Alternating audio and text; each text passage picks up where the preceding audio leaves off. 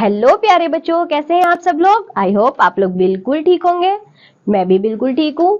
मैं हूँ आपकी हिंदी टीचर और आज हम शुरू करेंगे वचन यानी कि नंबर।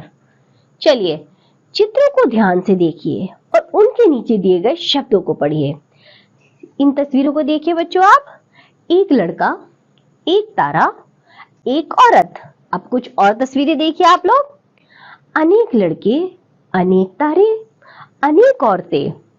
ऊपर दिए गए लड़का, तारा और औरत शब्दों से उनकी केवल एक संख्या का बोध होता है, जबकि लड़के, तारे और औरतें शब्दों से उनकी एक से अधिक संख्या या अनेक होने का बोध हो रहा है। परिभाषा: जिस शब्द से संज्ञा के एक या अनेक होने का पता चलता है उसे वचन कहते हैं। हिंदी में वचन के दो भेद होते हैं। कौन कौन से? एक वचन, बहुवचन। एक वचन शब्द का वह रूप जिससे वस्तु या प्राणी के एक होने का पता चलता है उसे एक वचन कहते हैं, जैसे माला, पुस्तक, चिड़िया आदि। बहुवचन शब्द का वह रूप जिससे वस्तु या प्राणी के एक से अधिक होने का पता चलता है उसे बहुवचन कहते हैं, जैसे मालाएं, पुस्तकें, चिड़िया आदि। एक वचन और बहुवचन के कुछ उदाहरण देखते हैं। चलिए, पुस्तक यानी कि एक वचन, पुस्तकें बहुवचन। इसी तरह हम आगे और भी उदाहरण देखेंगे। आंख, आंखें, बच्चा, बच्चे, खिलौना, खिलौने, बहन, बहनें, दुकान, दुकानें, औरत, औरतें, लड़का, लड़के, छात्रा, छात्राएं, अध्यापिका, अध्यापिकाएं, रोटी, रोटियां, कविता, कविताएं, मिठाई, मिठाइयां, दवाई, दवाइयां, लड़की, लड़कियां, मक्खी, मक्खियां।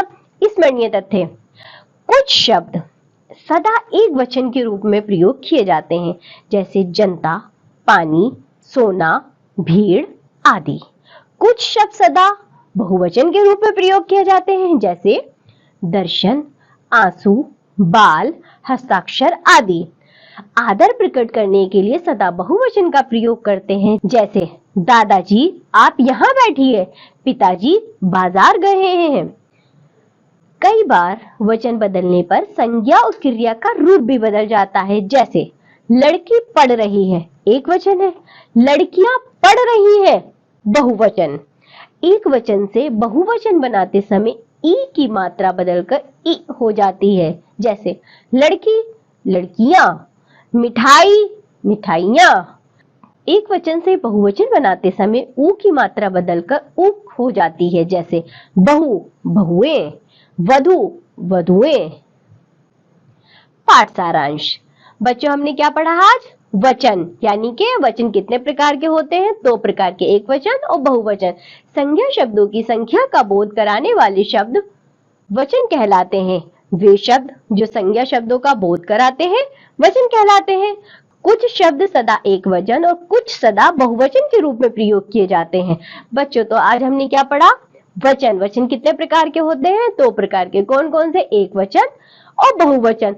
कुछ वचन सदा एक वचन रहते हैं, कुछ वचन सदा बहुवचन होते हैं, अर्थात कुछ शब्द हमेशा बदलते हैं, जैसे लड़के, लड़कियां, बकरे, बकरियां आदि। आप सब लोग वचन को घर से पढ़कर आएंगे, इसका रिवीजन करेंगे। अब हम आपसे मिलते हैं अगली कक्षा में। तब तक के लिए बाय बच्चों।